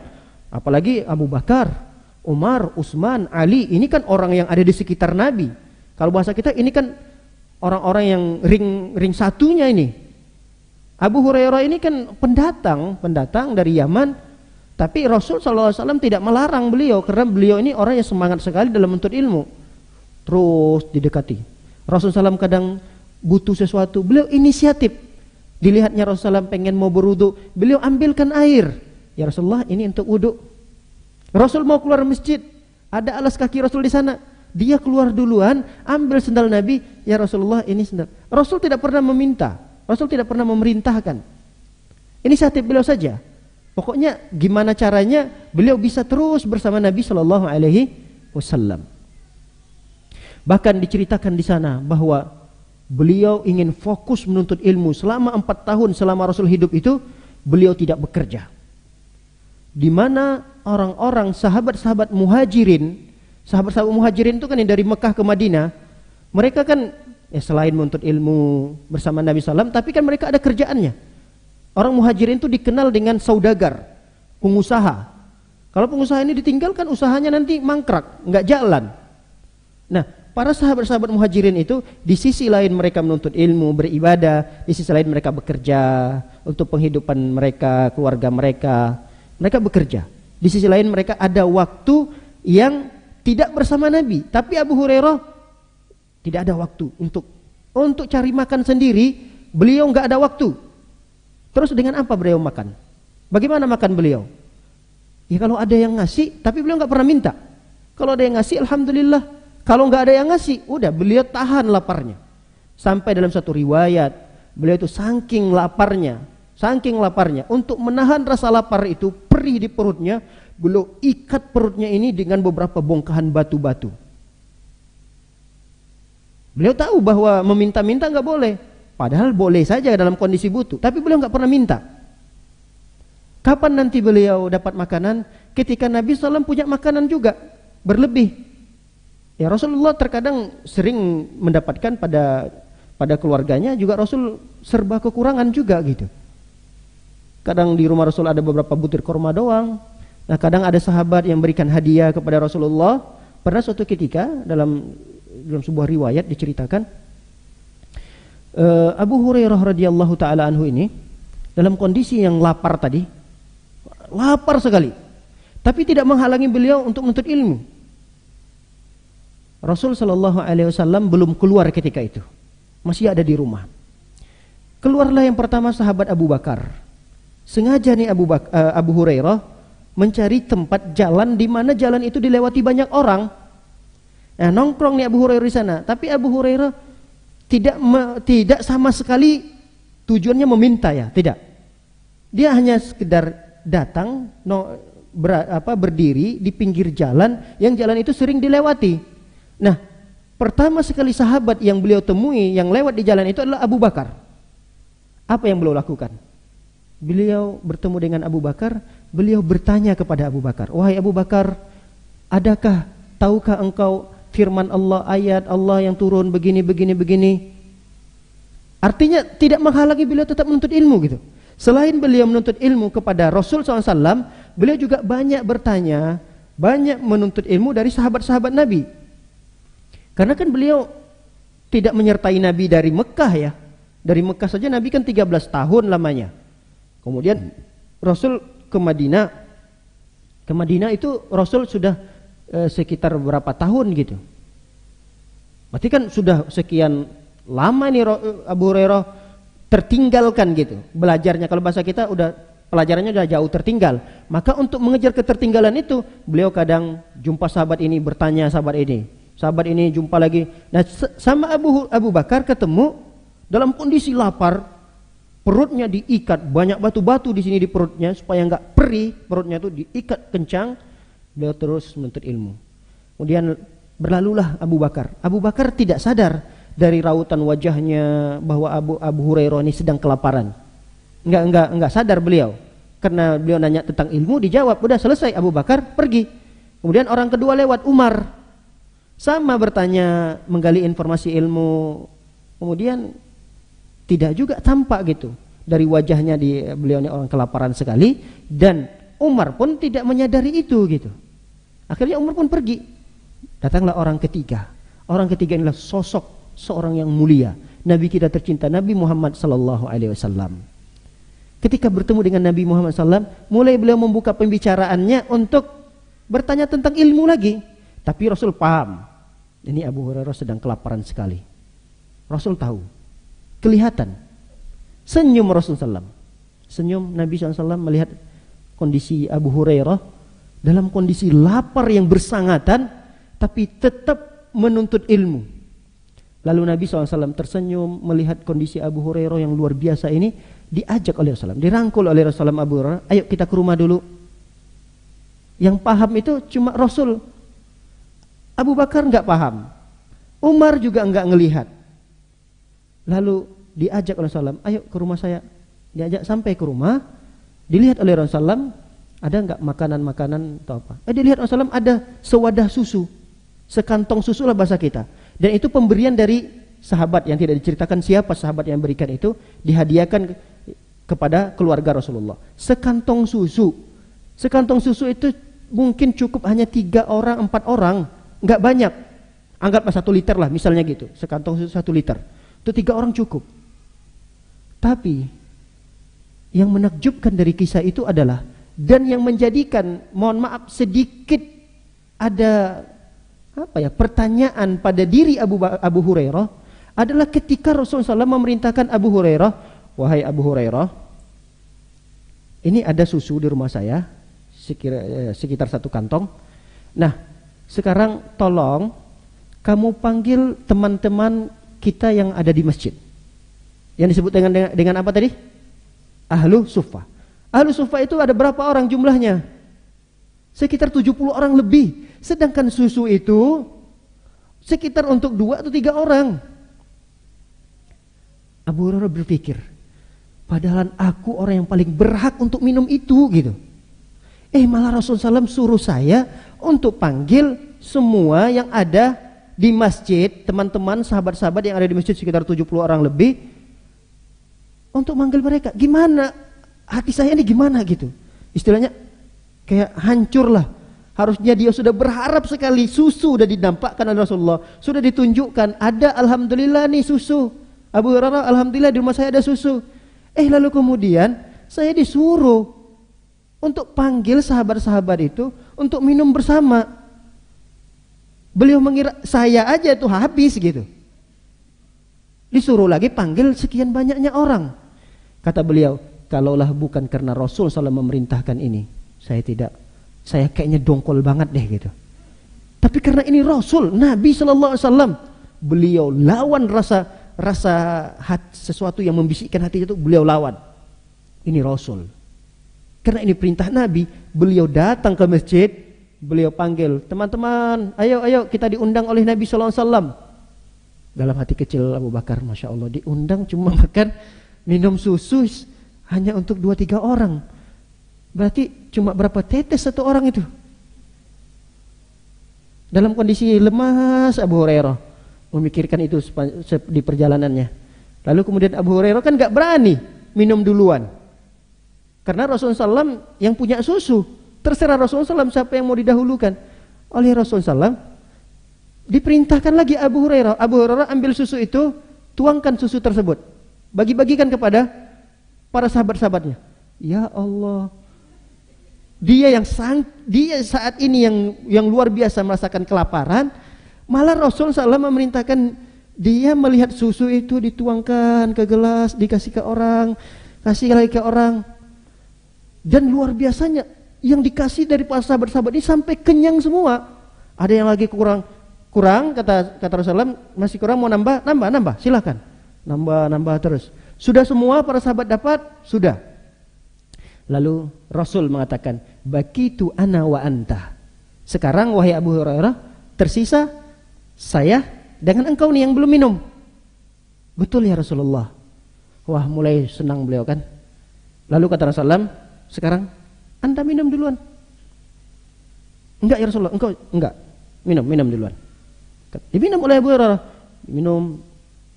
Kurang ya Rasulullah. Tambah lagi, diambil sama beliau, minum lagi. Kurang, masih ya Rasulullah. Minum lagi sampai kenyang. Diminum lagi sama Abu Hurairah sampai kenyang. Dalam riwayat itu diceritakan, mohon maaf, seakan-akan udah enggak ada tempat lagi bagian untuk minum gitu. Saking udah penuhnya gitu. Lalu kemudian Rasulullah SAW tersenyum melihat Abu Hurairah. Dan inilah Abu Hurairah radhiyallahu anhu mendapatkan peristiwa yang luar biasa lagi terjadi di tengah-tengah Nabi sallallahu alaihi wasallam. Susu yang sedikit tapi luar biasa keberkahannya. Bisa mengenyangkan 70 orang lebih. Kenyang orang. Termasuk Abu Hurairah radhiyallahu taala anhu. Lihat, yang menjadi apa ya? Syahid kita yang perlu kita garis bawahi dari kisah ini adalah bagaimana semangatnya Abu Hurairah tadi gitu. Dalam kondisi lapar pun beliau tetap menuntut ilmu. Nah, kadang kan kita mempertanyakan diri kita gitu. Saya kenapa kok sekarang mulai agak malas gitu untuk ilmu? Oh, ternyata saya sekarang disibukkan dengan kerja, sekarang susah, hidup susah sekarang. Saya harus bantu suami, saya harus kerja begini begitu, sehingga saya sepertinya udah nggak ada waktu untuk menuntut ilmu gitu. Nah, jangan sampai seperti itu, karena bisa jadi dengan kita menuntut ilmu, umur kita diberkahi oleh Allah, keluarga kita diberkahi oleh Allah, harta kita diberkahi oleh Allah Subhanahu Wa Taala. Bisa jadi, karena ini kan tempat yang sangat mulia sekali. Ini adalah tempat di mana para malaikat mengumpuli kita. Kita dinaungi oleh para malaikat. Malaikat yang datang menaungi kita itu bukan bawa azab buat kita, bukan. Malaikat yang datang di sini itu membawa rahmat, membawa kasih sayangnya. Kalau Allah sudah sayang, cinta sama kita, gak mungkin Allah akan memberikan ujian di luar daripada kemampuan kita. Makanya jangan sampai sesuatu hal duniawi menjadikan kita terhalang, atau menjadikan kita malas, atau menjadikan kita tidak punya waktu untuk menuntut ilmu. Jadi sisihkan dunia-dunia kita itu di waktu-waktu yang lain, karena ini memang ada waktu khusus untuk menuntut ilmu. Udah, ini khususkan. Nanti kerjaan-kerjaan rumah yang menumpuk itu bisa dikerjakan. Saat ini mungkin ibu-ibu sekalian yang datang ke sini pasti bisa dipastikan banyak pekerjaan rumah yang masih disisihkan, dipinggirkan dulu nih. Rencananya nanti habis pulang ini baru dikerjakan. Alhamdulillah, masih bisa itu dilakukan. Jadi tidak menjadikan alasan, waduh saya repot banget sekarang. Iya nih, aduh pembantu lagi nggak ada. Dan seterusnya, ada aja alasan-alasan. Nah, jangan sampai seperti itu.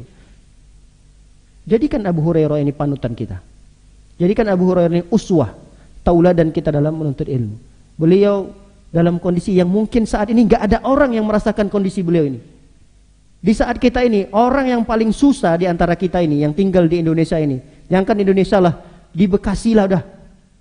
Orang yang paling susah di Bekasi ini, gak mungkin sampai pada derajat yang dirasakan oleh Abu Hurairah ini. Karena orang-orang Indonesia ini kan dermawan-dermawan, nggak sampai ada orang yang seperti itu. Bukan artinya para sahabat dulu nggak dermawan ya. Para sahabat dulu ya dermawan-dermawan. Cuma para sahabat ini menjaga diri gitu. Seakan-akan beliau itu orang yang punya gitu. Seakan-akan beliau itu orang yang kenyang gitu. Nggak kelihatan laparnya. Supaya nggak kelihatan lapar, beliau ikat perutnya supaya nggak kesakitan. Coba kalau nggak diikat, mungkin gini-gini perutnya. Kalau di kita kan sebenarnya makanan ada di rumah, tapi tetap aja di jalan-jalan seakan-akan menunjukkan kelemahannya. Kemudian pura-pura kayak kelaparan gini, duduk di pinggir-pinggir jalan gitu. Itu kan di kita bisa gitu. Kalau umat-umat Islam terdahulu, beliau betul-betul mereka itu betul-betul menjaga kehormatan diri, menjaga izzah. Jadi mereka tidak sembarangan gitu. Ya kalau ada yang mengasih hadiah, mereka terima. Makanya ada para sahabat kadang bawa setangkai korma, kadang digantungin di masjid, taruh di sana. Nanti ada orang-orang yang di masjid yang mau makan-makan. Dulu seperti itu.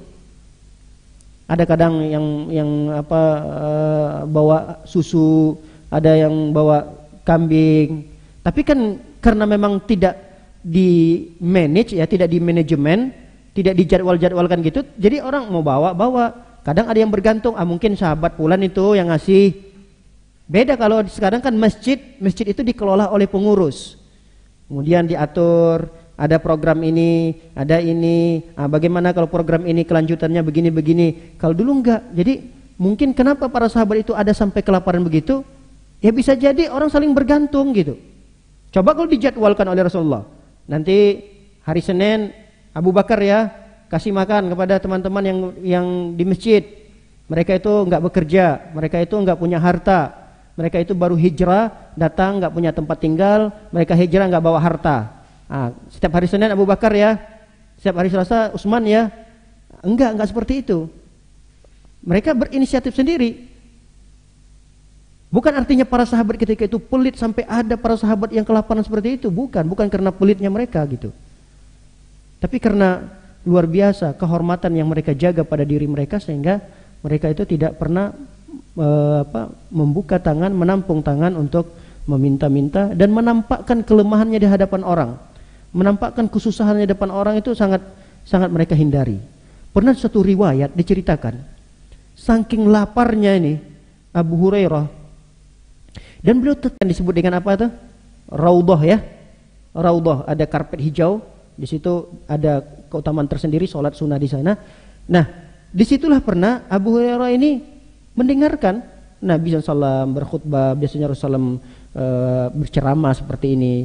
Nah, saking laparnya Abu Hurairah, ditahan oleh Abu Hurairah, karena memang beliau tidak mau minta-minta, ditahan lapar itu. Diceritakan di sini, seakan-akan beliau ketika itu nggak sadarkan diri seperti orang kerasukan.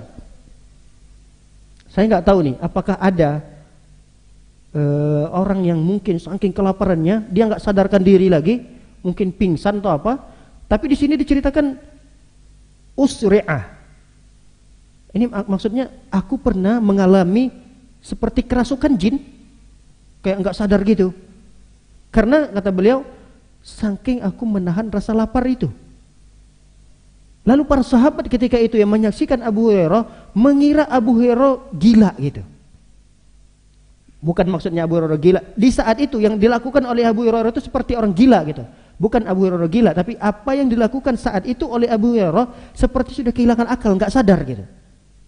Dan itu ketika sadar diceritakan oleh Abu Hurairah, aku ketika itu menahan rasa lapar yang begitu kuat. Saking sakitnya barangkali beliau gak sadarkan diri, pingsan dan melakukan suatu hal yang aneh-aneh seperti orang kerasukan.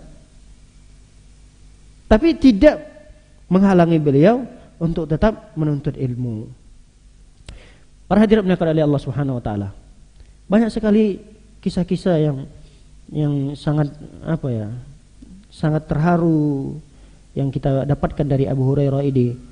Bagaimana beliau semangatnya, bagaimana penjagaan beliau terhadap Islam ini itu luar biasa. Bagaimana beliau mengajarkan ilmu ini itu tampak sekali gitu. pada sosok seorang Abu Hurairah ini. Abu Hurairah pernah mengajarkan ilmu, melihat ketika itu para sahabat sudah mulai kendor nih dalam belajarnya. Disibukkan dengan bisnis, disibukkan dengan pasar. Lalu kemudian Abu Hurairah sengaja datang ke pasar. Ketika sampai di pasar, Abu Hurairah menyaksikan, ya biasalah pasar, ada orang yang tawar-menawar, ada orang yang diskusi, ada orang yang jual beli. Dilihat oleh Abu Hurairah, Masya Allah, kondisi pasar yang luar biasa. Pasar itu kan bisa melupakan segala sesuatu kebaikan sebenarnya. Cobalah, sekali-kali ibu ingatlah apa yang saya katakan ini. Gak ada orang ketika di pasar itu yang dia ingat suatu kebaikan akhiratnya. Jarang sekali, sulit kita dapatkan.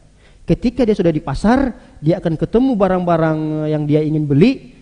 Misalnya apa yang dibutuhkan, belanja dapur, dia akan fokus pada barang tersebut, lalu kemudian dia akan sibuk dengan tawar-menawarnya. Ya atau tidak?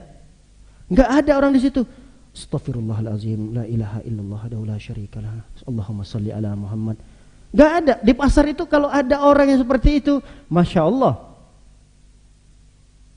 Cobalah ibu-ibu sekalian rasakan, atau ingatlah yang sudah pernah ibu-ibu ke pasar.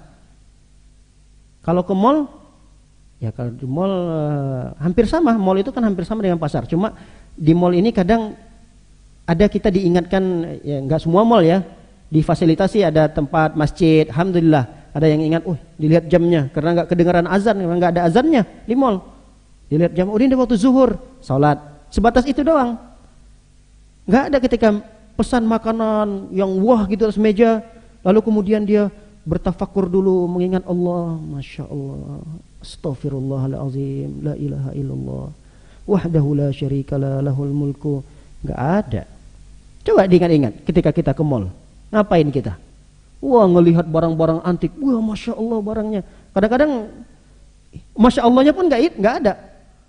Cuma takjubnya doang melihat ini seterusnya.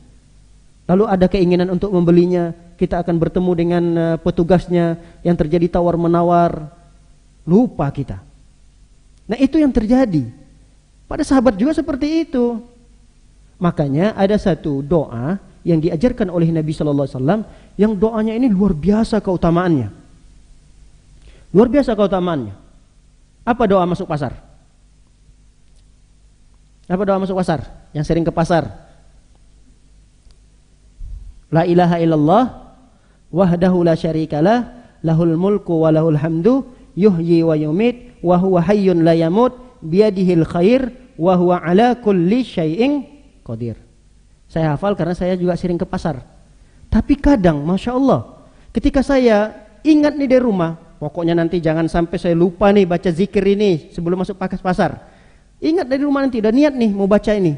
Kan gak mungkin kita baca ketika keluar rumah. Orang pasar belum ketemu, mau keluar rumah ya baca doa keluar rumah gitu. Tapi saya udah ingat nih, ketika sampai mau ke pasar, parkirin motor, udah lupa. Betul, itu saya alami sendiri. Dan tidak 1, 2, 3 kali gitu. Berkali-kali. Tadi dari rumah, pokoknya jangan sampai lupa kali ini, mau baca doa ini. Dan ini keutamaan doa ini sangat besar sekali. Diampunkan dosanya, jutaan dosa diampuni. Jutaan pahala Allah akan berikan kepada kita. Jutaan derajat Allah akan naikkan pada kita. Bayangkan, jutaan dosa dihapuskan. Jutaan pahala Allah catat. Hanya sekedar membaca doa zikir masuk pasar doang. Cuma karena keutamaannya besar, ya tentu musuh kita nggak tinggal diam. Dilupakan sama dia, dibisik-bisikannya yang lain. Tadinya kita di jalan, fokus di jalan, jangan sampai nih, hati-hati. Kita harus fokus di jalan, jangan sampai nanti karena ketidakfokusan kita mencelakakan orang lain. Nah, kemudian masuk nanti bisikan-bisikan lain. Kamu udah ingat nggak yang tadi mau pasar beli apa-apa aja? Ingat-ingat lagi tuh di motor. Ingat, diingat sampai ke pasar. Parkirin motor, masuk langsung udah lupa. Udah hafal doanya, tapi lupa. Makanya pasar ini adalah tempat seburuk-buruk tempat di muka bumi.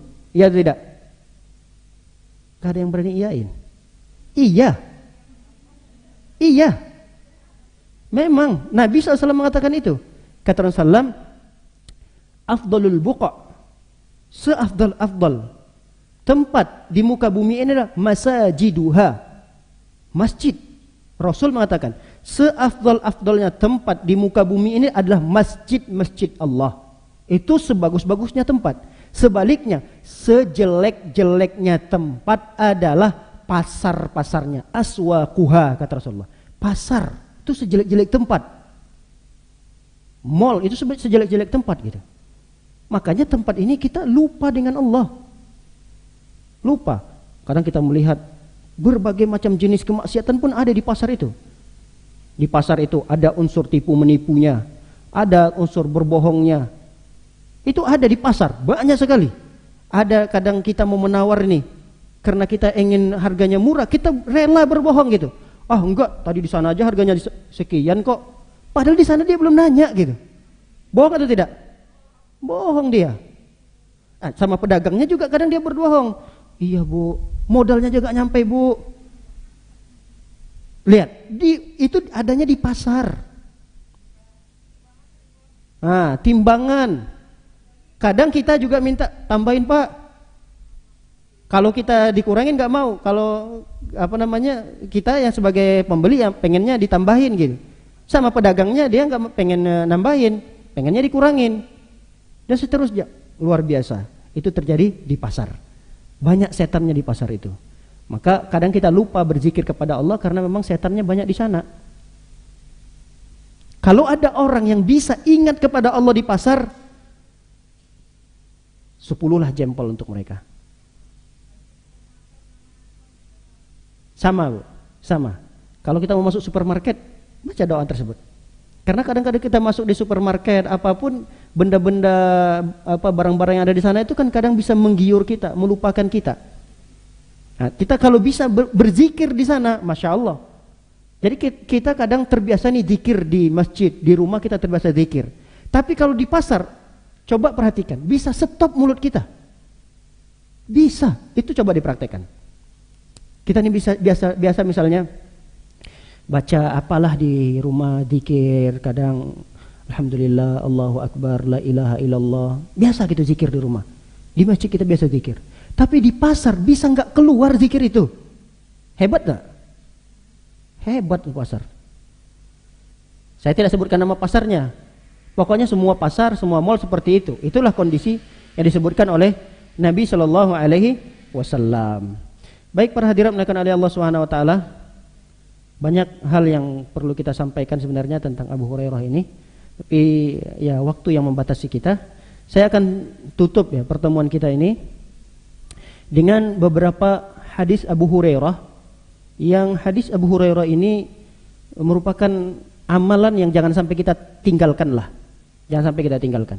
Jadi saya pengennya ibu-ibu pulang dari kajian kita membahas Abu Hurairah ini ada oleh-oleh yang dibawa. Ya. Ingat beberapa hadis yang terakhir yang akan saya tutup ini. Yang pertama, hadis ini diriwayatkan oleh Abu Hurairah juga.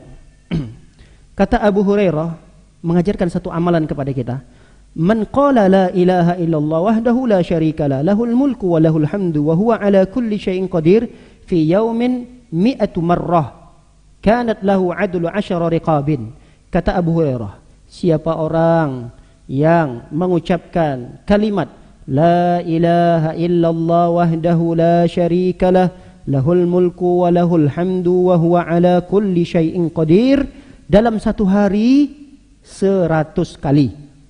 Dalam sehari berapa? 100 kali. Apa itu? La ilaha illallah wahdahu la syarika lah lahul mulku wa lahul hamdu wa huwa ala kulli syai'in qadir. Agak mirip dengan doa masuk pasar tadi. Agak mirip. Kalau dalam masuk pasar tadi bedanya di mana? Bedanya di mana? Kami ulangi, kalau pasar gini. La ilaha illallah wahdahu la syarika la lahul mulku wa lahul hamdu wa huwa hayyun la yamut yuhyi wa yumit wa huwa hayyun la yamut biyadihil khair. Ada tambahannya itu. Yuhyi wa yumit wa huwa hayyun la yamut biyadihil khair. Cuma itu aja tambahnya. Yang lainnya sama. Nah, adapun riwayat Abu Hurairah tadi, siapa orang yang mengucapkan dalam sehari 100 kali zikir yang kita ulangi tadi, maka keutamaannya adalah seperti dia membebaskan hamba sahaya 10 orang. Ini bukan tanggung-tanggung pahalanya. Satu orang aja udah luar biasa pahala membebaskan. Ada hamba sahaya nih, kita bebaskan, itu pahalanya luar biasa. Tapi kalau orang membaca, ada orang yang membaca 100 kali zikir ini, diberikan keutamaannya kata Rasulullah SAW seperti membebaskan hamba sahaya sejumlah 10 orang. Wa kataballahu lahu mi'ata hasanah. Allah akan berikan kepada dia 100 kebaikan. Wa maha anhu mi'ata sana sayyi'ah. Dan Allah akan hapuskan bagi dia 100 dosa. Wa kana fi hirzin minasyaitan yaumahu dzalika hatta yumsi wa lam ya'ti ahadun bi afdal mimma jaa'a bihi illa rajulun amila aktsar min amalihi. Kata Rasulullah, keutamaan berikutnya adalah dia akan selalu dijaga oleh Allah. Dijaga orang tersebut dari penguasaan syaitan. Jadi kalau kita hari ini membaca zikir ini 100 kali, kita itu yang tadinya bisa dikuasai oleh syaitan, kita bisa terbebaskan dari penguasaan syaitan tersebut. Kemudian keutamaan yang berikutnya, orang itu adalah seafdal-afdalnya orang. Seafdal-afdalnya mukmin, seafdal-afdalnya mukminah adalah tatkala dia bisa membaca zikir ini sebanyak 100 kali. Bisa dicicil kok. Pokoknya dalam sehari dah. Sehari itu berapa jam? 24 jam. Cicil lah, terserah. Kalau bisa kita sekali duduk membaca ini 100 kali, alhamdulillah, bagus. Tapi kalau mau dicicil silahkan. Pagi baca dulu 50, nanti baca 10 lagi, nanti sampai sore udah selesai 100. Pokoknya dalam sehari usahakan 100. Baik, itu amalan yang pertama. Yang kedua, hadis yang lain yang disebutkan oleh Abu Hurairah juga, bahwa Abu Hurairah pernah mengatakan, siapa orang yang mengucapkan subhanallah wa bihamdihi dalam satu hari 100 kali, maka dosa-dosanya akan dihapuskan oleh Allah walaupun sebanyak buih di lautan. Ya, ini dibaca kapan? Pokoknya terserah, mau pagi boleh, sore boleh. Yang penting dalam sehari itu jumlahnya berapa? 100. Kalau bisa kita dalam satu kali duduk di pagi hari misalnya, kita punya zikir pagi nih, 1, 2, 3 zikir pagi kita. Nah, kita selipkan bacaan ini tadi, apa bacaannya? Subhanallah wa bihamdihi, subhanallah wa bihamdihi, subhanallah wa bihamdihi. Bisa kita sekali dulu 100, alhamdulillah, bagus. Kalau mau kita pilih nggak sempat nih di pagi hari, terlalu sibuk karena mempersiapkan suami mau kerja, anak-anak mau sekolah, menyiapkan segala sesuatunya, nanti bisa di waktu sorenya atau di waktu siangnya.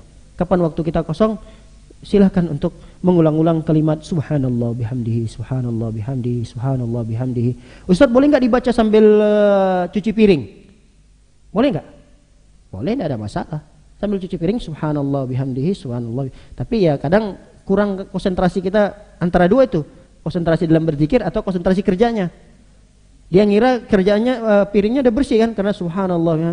Ada yang belum bersih, bisa jadi ya. Tapi bolehnya boleh, nggak ada masalah. Tidak ada masalah. Kalau bisa itu dilakukan, masya Allah. Ya kalau belum bisa, ya berlatih. Mudah-mudahan bisa sambil kerja rumah, lisan kita tetap berzikir. Masya Allah. Kerja rumah berjalan, zikir juga berjalan gitu. Itu bagus. Mudah-mudahan ada di antara kita bisa. Yang belum bisa, silahkan untuk berlatih sehingga bisa seperti ibu-ibu yang lain.